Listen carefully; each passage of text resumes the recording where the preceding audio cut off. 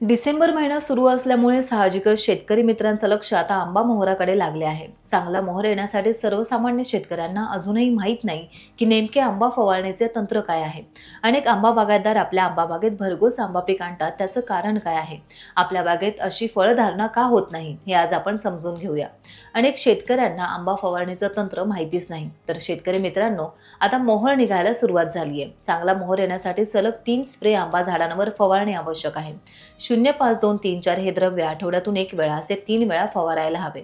या द्रव्याला NPK म्हटले जाते. N म्हणजे नायट्रोजन, हे त्यामध्ये 0 असते, कारण पावसाळ्याच्या अगोदर नायट्रोजन असलेले खत झाडांना दिले जाते. तर P म्हणजे फॉस्फरस, 52% त्यात असते आणि 34% पोटॅशियम असते. यामुळे आंब्याच्या झाडांना मोहर येण्याची प्रक्रिया चांगली होते आणि जलद गतीने मोहर येतो. फॉस्फरस आणि पोटॅशियम मध्ये फळांची धारणा झाडांना चांगली होते. त्यामुळे आजच जवळच्या शेती केंद्रात किंवा फळ औषधे दुकानात जाऊन NPK खरेदी करावे. 15 लिटर पाण्यात 60 ग्रॅम ते 70 ग्रॅम औषध मिसळून त्याची फवारणी करावी.